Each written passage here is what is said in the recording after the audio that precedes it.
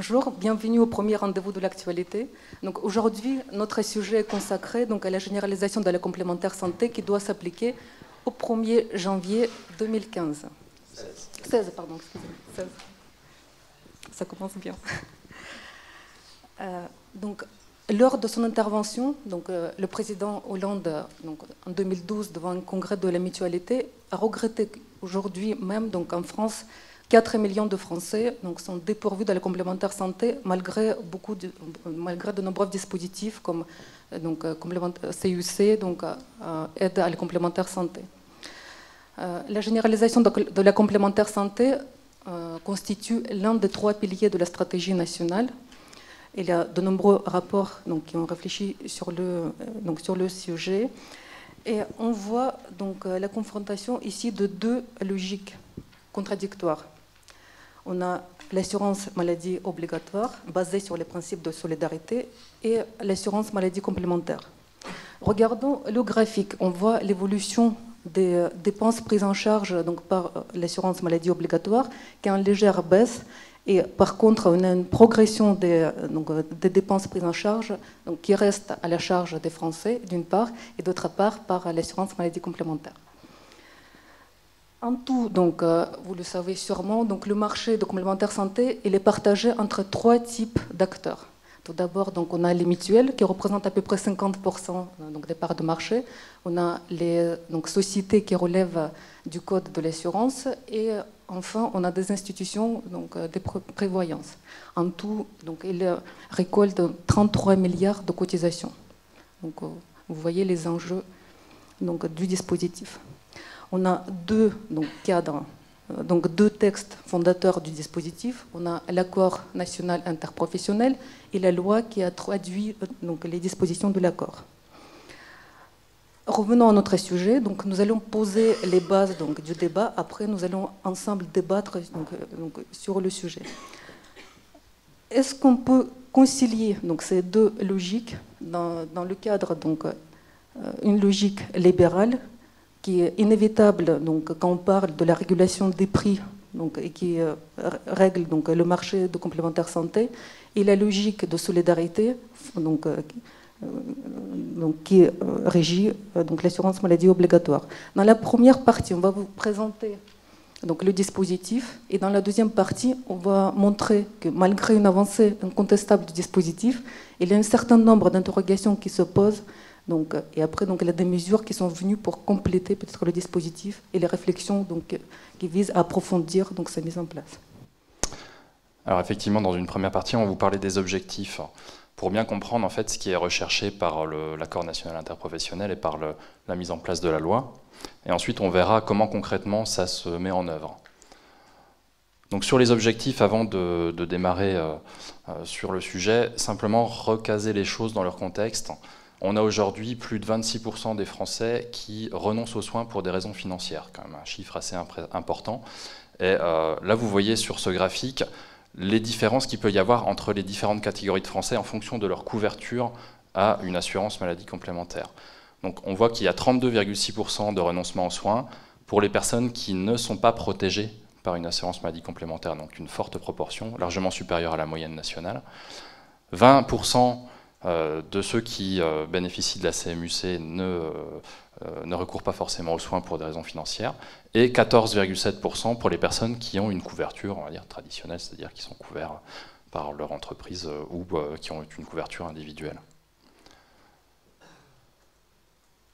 Donc si on devait retenir 4 objectifs principaux de cet accord et puis de cette loi, le premier, celui qui est essentiel, bien sûr, c'est de favoriser l'accès aux soins. Comment? En réduisant le reste à charge. Donc ça a aussi une dimension derrière de se dire que c'est aussi pour des contraintes de santé publique, parce que ça permet de favoriser l'accès aux soins, donc on a un retour aussi sur la santé publique. Le deuxième objectif, c'est l'universalité de la couverture de la santé complémentaire. On a déjà une universalité sur l'assurance maladie obligatoire. Là, le discours de François Hollande, il est clair, c'est d'élargir cette universalité à l'assurance maladie complémentaire. Comment? Par divers dispositifs, CMU-C, ACS et autres.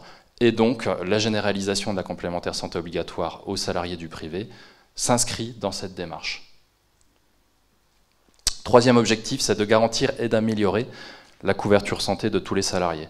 Aujourd'hui, vous avez encore beaucoup de salariés qui s'assurent de manière individuelle, avec des paniers de soins très disparates, très hétérogènes, avec des tarifs aussi très hétérogènes en fonction de leurs risques.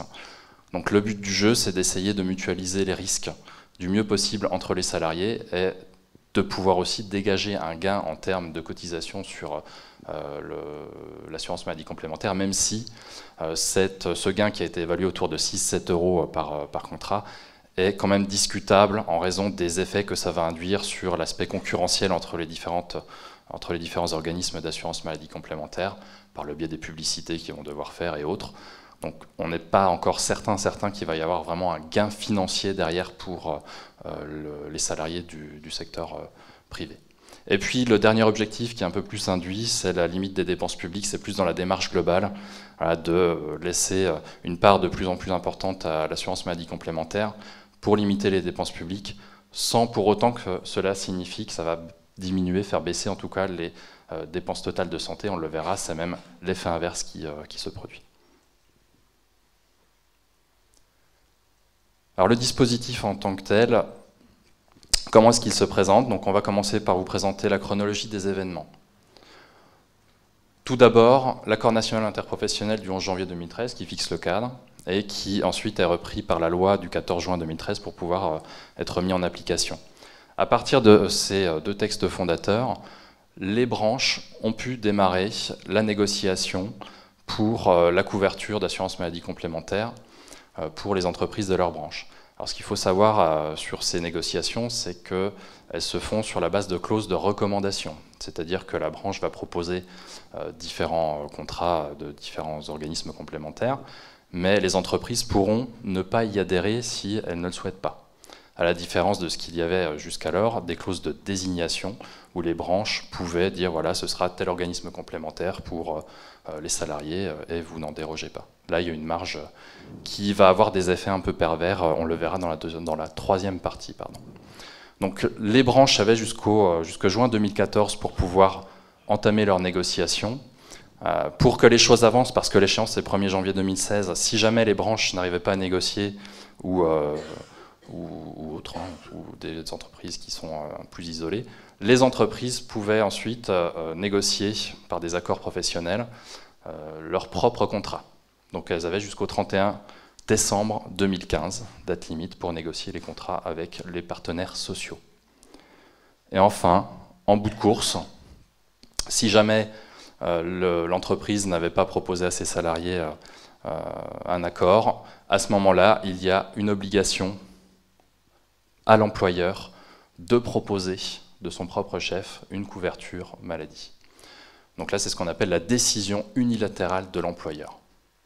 On verra qu'il y a des conséquences, puisque dans ce cas-là, le salarié peut refuser le contrat que lui propose son employeur, qui n'a pas été négocié par les partenaires sociaux. Les règles qui sont mises en place dans le dispositif, elles visent bien sûr à rechercher une certaine solidarité dans la couverture du risque. Donc le premier point, la première obligation, c'est le financement à hauteur de 50% au moins par l'employeur. Donc l'employeur peut financer plus s'il le souhaite, la cotisation complémentaire, mais il ne peut pas faire moins que 50%. Donc sachant que cette part financée, après, elle se retrouve sur les impôts sur le revenu, puisque c'est considéré comme des avantages. Le deuxième point, c'est le panier de soins minimum. Donc il y a des garanties à minima, qui ne sont pas minimalistes, mais qui sont à minima pour les contrats qui vont être proposés.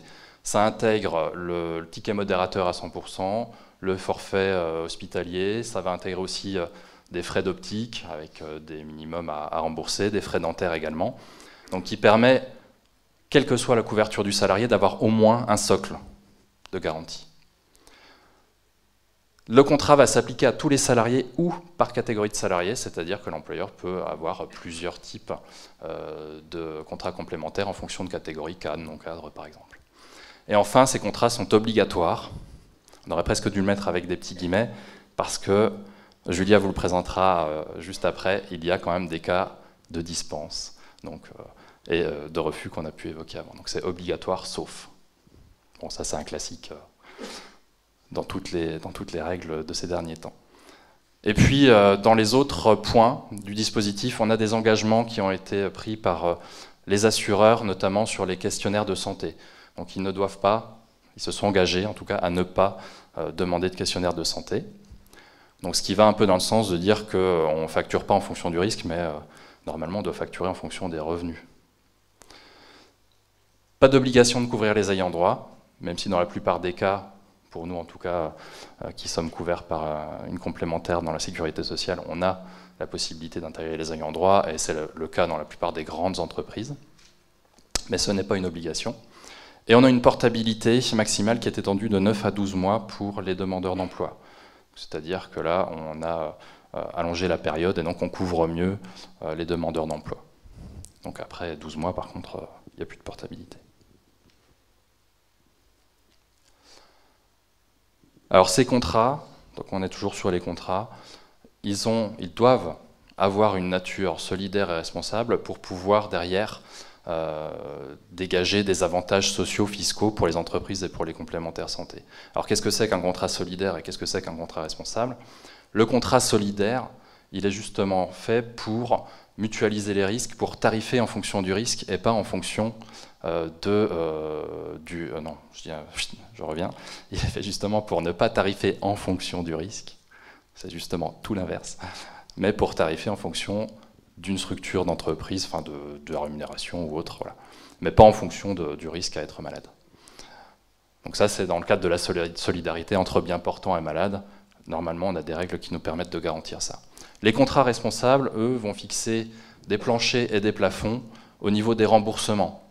Alors, pour l'assurance maladie, pour ce qui nous concerne, ça va être, par exemple, de ne pas rembourser tout ce qui est majoration due au parcours hors médecin traitant. Par exemple, il y en a bien d'autres. Il y a des limites aussi sur les frais d'optique pour éviter la dérive inflationniste des frais des verres correcteurs. Voilà, mais bon. Donc il y a pas mal de choses qui sont reprises dans le contrat responsable. Et tout ça donc, fait qu'il y a des avantages sociaux et fiscaux qui sont proposés donc, aux entreprises aux complémentaires santé, qui vont quand même représenter des coûts importants, puisque ça a été évalué par le Haut Conseil à l'avenir de l'assurance maladie à peu près à 2 milliards d'euros pour les finances publiques. Donc ça a un coût aussi pour les finances publiques. Ce n'est pas que l'entreprise et le salarié qui payent. Et le coût pour les entreprises, on l'a noté, pour donner un ordre de grandeur, ce sera à peu près 2,5 à 3 milliards d'euros.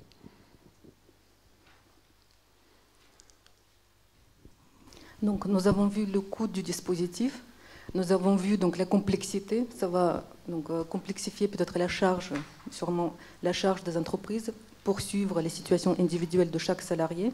Donc finalement, donc, les bénéficiaires du dispositif, 400 000, donc on estime à 400 000 salariés non couverts. À cela, il faut rajouter 3,5 millions de salariés qui sont couverts aujourd'hui par les contrats individuels. Donc à terme, ils vont basculer normalement dans les contrats collectifs. Et essentiellement, donc, la mesure va concerner les PME, donc les TPE.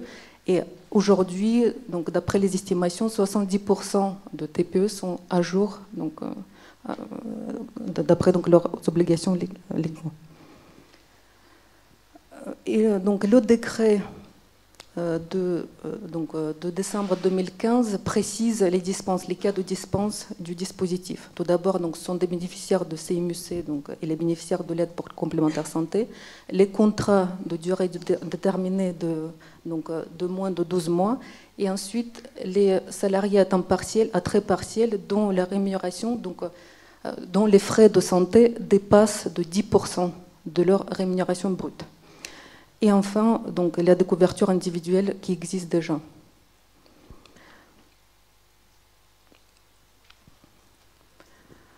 Donc, nous avons vu que le dispositif, donc l'objectif du dispositif, c'est promouvoir l'accès aux soins, sauf que donc, de nombreuses interrogations se posent quant à son impact donc, sur les principes de solidarité. Didier Thibauteau parle d'une politique de privatisation, politique de salami. Donc, d'après lui, chaque dispositif complémentaire entame cette politique de privatisation et affaiblit finalement tout le corpus de l'assurance maladie obligatoire. Nous verrons que c'est en partie, on a des arguments pour contrer quand même ce jugement. Oui, donc avant la réforme, donc soit 95% de la population totale, donc ils sont déjà couverts. Donc on a vu qu'il y aura 400 000 contrats nouveaux. Et malgré cette réforme, donc 4% de la population ne seront pas couverts donc, par le dispositif. Donc tout d'abord, donc, ça va être les inactifs, donc les retraités, les chômeurs donc, de plus de 12 mois, les étudiants et les personnes au foyer, les contrats courts, les CDD et les apprentis, et les personnes à temps partiel.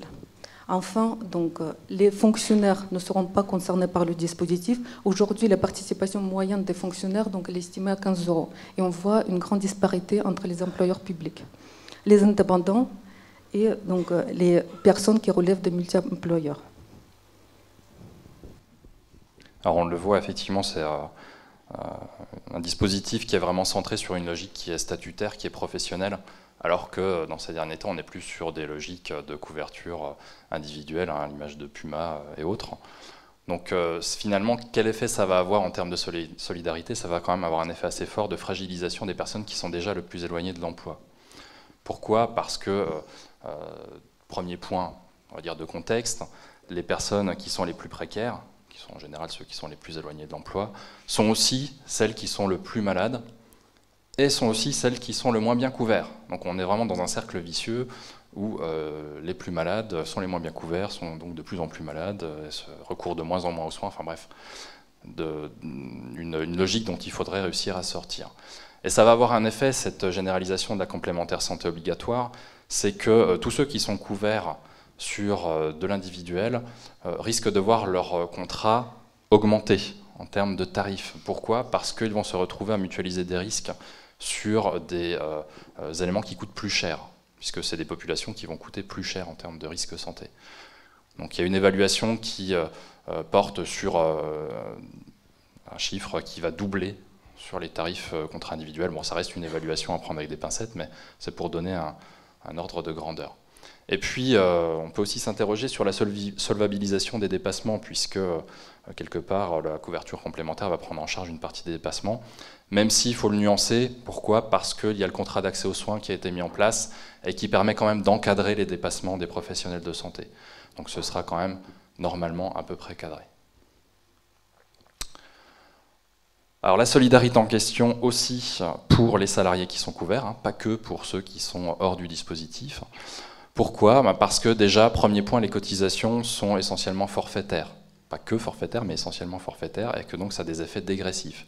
Alors qu'est-ce que c'est qu'un effet dégressif sur des cotisations? C'est que pour le salarié qui touche un salaire faible, le taux d'effort va être plus important, puisque sa cotisation sera la même que le salarié qui a un salaire élevé, qui pour lui ça va représenter une toute petite part de son salaire.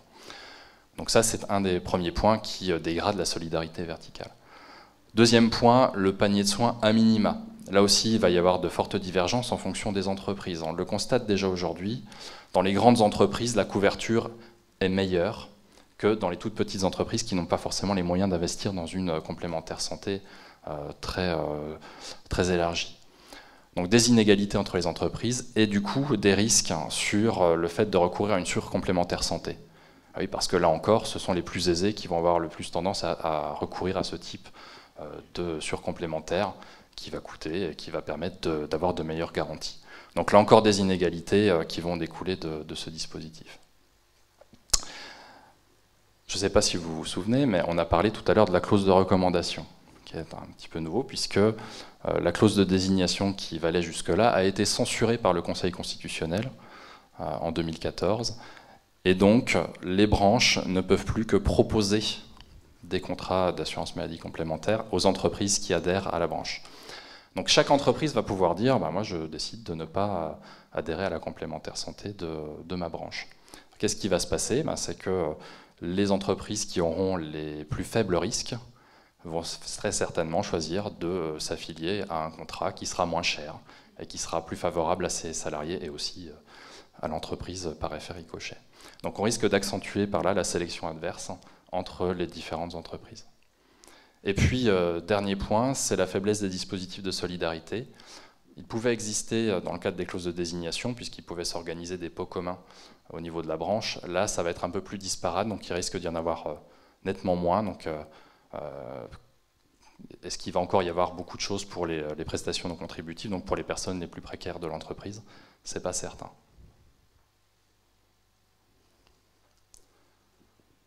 Donc là, on vous a présenté à la fois le dispositif, des limites à la fois sur les personnes qui sont exclues du dispositif, mais aussi sur les personnes qui en font partie, les salariés du secteur privé.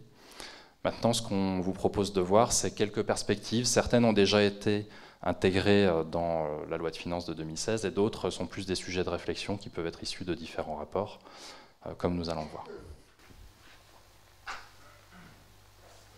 Donc jusqu'à maintenant, on a parlé beaucoup de la solidarité, mais de la solidarité professionnelle, donc au sens de la logique bismarckienne. Donc il y a quelques pistes qui renforcent la solidarité pour finalement améliorer l'accès de tous aux soins.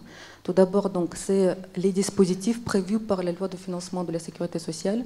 C'est la labellisation des contrats au bénéfice des personnes de plus de 65 ans, les retraités, et les chèques santé qui seront délivrés par les employeurs finalement pour financer les contrats individuels des salariés. Il y a quelques pistes de réflexion qui consolident le dispositif, notamment issues du rapport de Dominique Libaud. Donc, mise en place d'outils d'évaluation, la mise en place d'un réseau de médiateurs qui ont le rôle d'alerte. Donc, ils vont observer les mises en place du dispositif et alerter le médiateur national qui va coordonner les travaux des médiateurs. Donc, intensification de la lutte contre la sélection du risque pratiquée par les complémentaires santé, étendre les exceptions de la clause de désignation et professionnaliser les responsables des branches finalement pour qu'ils puissent négocier les complémentaires santé dans les meilleures conditions possibles. Et juste une petite précision, on ne l'a pas dit tout à l'heure, mais c'est vrai qu'il existe déjà aujourd'hui des exceptions dans les clauses de désignation. Il y a quelques catégories qui en bénéficient encore, parce que quand on a plusieurs employeurs, voilà, il y a quand même une nécessité de pouvoir être couvert de manière sûre. Donc l'idée, ce serait d'élargir un peu le périmètre de ces clauses de désignation. Donc, dans les autres pistes, on peut aussi s'intéresser à l'aide aux plus modestes pour renforcer la solidarité verticale, notamment la création de fonds de solidarité au niveau des branches. On vient d'en parler, mais c'est vrai qu'on pourrait imaginer un dispositif qui permettrait de remettre en place ces systèmes de pots communs pour les prestations non contributives. La révision des plafonds CMU-CACS pour pouvoir couvrir un plus grand nombre de personnes, mais aussi revoir aussi les conditions d'accès, pour les moins de 25 ans notamment. Promouvoir l'accès à l'ACS, il faut savoir qu'aujourd'hui on a près de 60 à 70% de non-recours sur l'ACS, pour différentes raisons, mais voilà, on a peut-être quelque chose à faire aussi en termes de promotion du dispositif. Favoriser les cotisations proportionnelles aux revenus, pour entrer dans une logique inverse de la logique dégressive des cotisations actuelles qui sont essentiellement forfaitaires. Donc ça, ce sont des propositions assez concrètes. Maintenant, si on veut élargir un petit peu la vision qu'on peut avoir de ces propositions, on a quelques grandes idées qui ont émergé il y a déjà pas mal de temps et qui reviennent un peu sur le devant de la scène assez régulièrement. Le premier point, c'est le bouclier sanitaire, évoqué par Bertrand Fragonard déjà en 2007, et là qui est ressorti dans la note du Conseil d'analyse économique qui a été remise il y a quelques jours au Président de la République. Donc qui consiste en fait à avoir un plafond de reste à charge. La répartition à MOMC, donc par différents types de répartition, soit petit risque pour l'AMC, gros risque pour la MO, donc c'est un petit peu déjà ce qui est en train de se passer, ou par silo de risque en disant que voilà, l'optique c'est 100% sur l'AMC et 0 sur l'assurance maladie obligatoire. Et puis quand même il faut l'évoquer, parce que sinon on ne serait pas là, c'est de se poser la question sur une offre de service d'assurance complémentaire qui serait gérée par l'assurance maladie obligatoire. Il y a quand même beaucoup d'avantages à faire ça, déjà en termes de solidarité, puisqu'on est quand même dans des dispositifs qui sont très mutualisés au sein de l'assurance maladie obligatoire, qui sont très solidaires. Et on a les moyens également de le faire, les compétences, et en termes de frais de gestion, ce serait nettement plus intéressant aussi. Bon, ça ouvre à d'autres discussions qu'on va voir juste après dans la conclusion, et puis dont on pourra discuter dans le temps des questions-réponses. Donc pour conclure sur cette présentation, qu'est-ce qu'on peut dire par rapport à la question qui nous était posée, à savoir si la complémentaire santé obligatoire constituait un progrès pour la solidarité dans notre pays?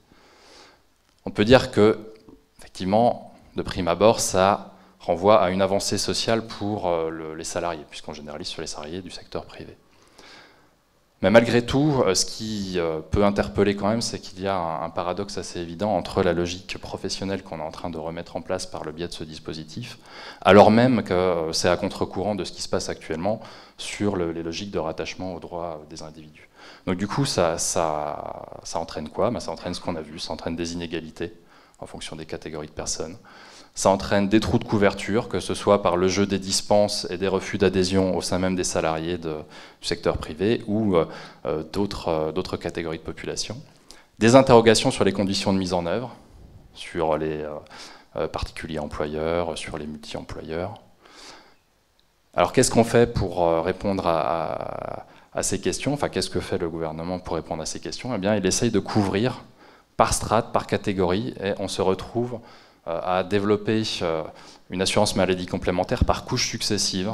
Donc on se retrouve avec une mosaïque d'offres sur l'assurance maladie complémentaire qui vient complexifier le système en place et qui pose même l'interrogation de la façon dont va évoluer le système à l'avenir. Système global de remboursement des soins. Pour ouvrir un petit peu, on vous propose deux sujets de réflexion. Le premier, c'est déjà de se dire quand même que là, on est focalisé sur le renoncement aux soins pour des raisons financières. Mais il ne faut pas perdre de vue que les inégalités de santé, elles sont protéiformes. Protéiformes parce qu'elles concernent aussi les aspects sociaux, culturels, géographiques.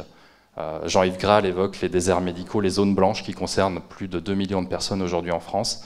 Ce n'est pas un petit phénomène, donc il faut le garder à l'esprit. Et puis d'autres interrogations qu'on peut également se poser sur la généralisation de l'assurance maladie complémentaire, c'est les effets inflationnistes que ça peut avoir sur les dépenses de santé. Donc ça, c'est le Haut Conseil à l'avenir de l'assurance maladie qui l'a également évoqué dans un de ses rapports.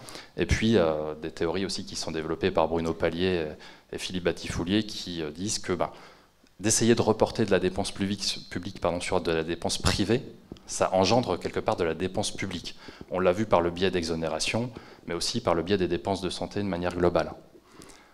Donc attention à ce phénomène-là. Le deuxième point, c'est la coordination des acteurs AMO, AMC et la régulation de l'assurance maladie complémentaire. Et le troisième point, c'est la place et le futur de l'assurance maladie obligatoire. Est-ce que finalement, on ne va pas se dédouaner quelque part sur l'assurance maladie complémentaire en se disant, bon bah là, on peut se permettre de baisser les remboursements sur telle ou telle offre de santé, parce que derrière, il y a la couverture complémentaire qui va pouvoir prendre en charge. Donc quel va être l'avenir de l'assurance maladie obligatoire et quelle va être l'articulation qu'on va y trouver avec l'assurance maladie complémentaire? Je vous remercie pour votre attention.